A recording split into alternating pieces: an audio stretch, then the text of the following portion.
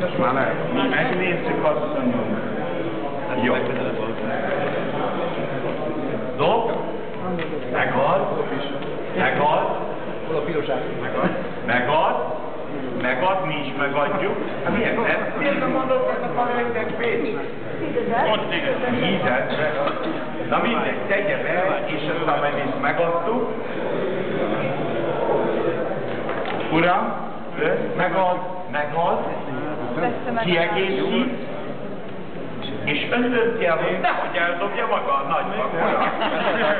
Isten őriz, hát maga dönti el, hogy mehetem, de ő jön, hogy nem hívtak magára. Mehet! De boldogan mehet! Így jobban érzem magam. Már van pénz.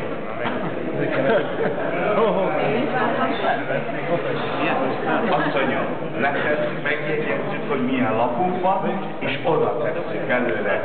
A lapokhoz, barátaim, nem nyúlunk, ez egy szabály. 10-es, Hubi, 8-as, első beszélő a kisval. Azt mondja, hogy mit mond? 200-at hívott. Ön jön. Én azt mondom, hogy dobás. majd a következő partiban mindegy gyerek. Megad. 200-at emel. Megad. Mi is megadjuk rá a bőzőt. Megadjuk. És ön, uram, megad.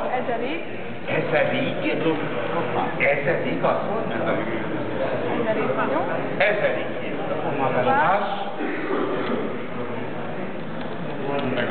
Ezerig megadás. Valószínű, hogy vagy Hubival, vagy egy 9-es valamivel. Megad.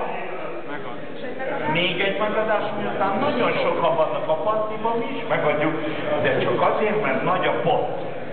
Tehát vegyük vissza a 200-as és tegyen be egy elvest. Köszönöm, mert ez most már nagyon nagy pont. És jön a több. Itt van nyugodtan. Több. Az első beszélő több.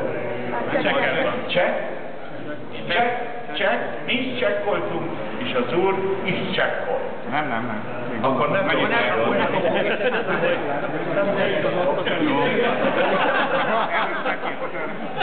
Ezzel után annyit hív, amennyit akar.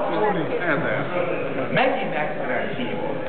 Egy konzekvens ember szereti az előtt. És ott erre a keresre megadja, dobás, sajnos mi is lehet, hogy rosszul tettünk, de maradtak ketten, és jön a mindent eldöntő lap a river. És aki most 8-asra adta meg, az nagyon jól játszott. Ön beszél. All-in, aztán feladjuk. Csekk. Ügyes. És ön, uram?